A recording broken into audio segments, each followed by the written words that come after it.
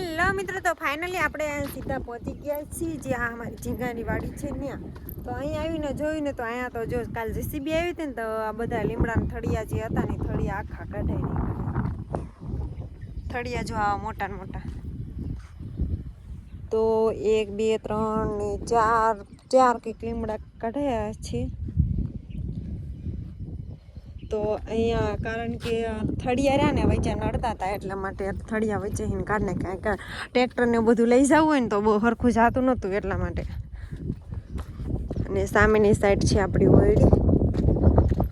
વાડીની. જો કે દાડમડી કાઢવાની કહેતા પણ મેં તો સેકન્ડ ફૂલના વાળી દીધી આપણે દાડમડીને કાઢવાની, કારણ કે દાડમ બહુ એટલે બહુ જ આવે છે. અને જોકે જનાવર રહેવા નથી દેતા પણ સારું કહેવાય, જનાવર તો ખાય.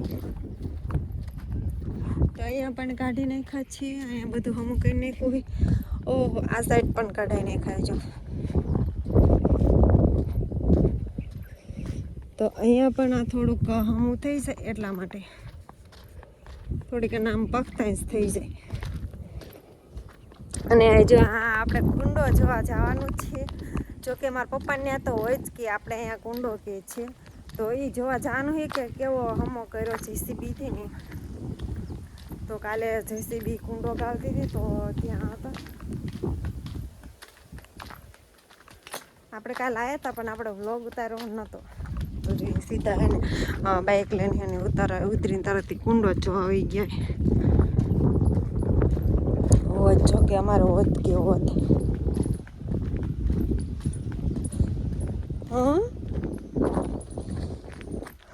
ઓહો, હજી તો ગાળવાનું લાગે. તો જો આ રીતના કંઈક કુંડો આપણો હતો એ આટલો ઊંડો કંઈ નાખો હે. જોકે ઢીસણ ઉપર થઈ ગયો હે નીચે.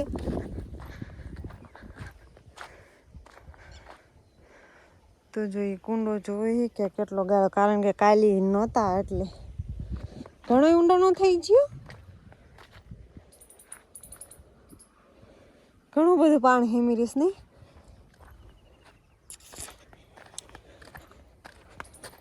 અહીંયા જેસીબી સડાયું વિશે એટલે માંડ નીકળ્યું એવું લાગે. તો ખેતર ખાલી હતું એટલે આપણે છે ને કુંડો હાવ આમ સીસરો જ થઈ ગયો હતો. તો કુંડા મેં આખું પાય રાખી ને બનાવડાવી જો ગાળ અંદરથી ને કાઢ્યો. સારું ઓલો તો ગયો લાણો. અને લીંબુડી બેસારી હાવ નમી જઈ છે. તો આ લીંબુડી બાપા કાલે કાઢવાની કહેતા હતા, ના પાડી. તો લીંબુ ખાવા થાય ક્યારેક હોય તો. તો બંચીબેન તો આજે જવાના છે એના પપ્પાના ઘરે ને આપણે વાડી આવી ગયા ને. હલો, આપણે છે ને કામે સીધું ચડવાનું જ છે. અને આપણો વ્લોગ અત્યારે રાખી મળશું ને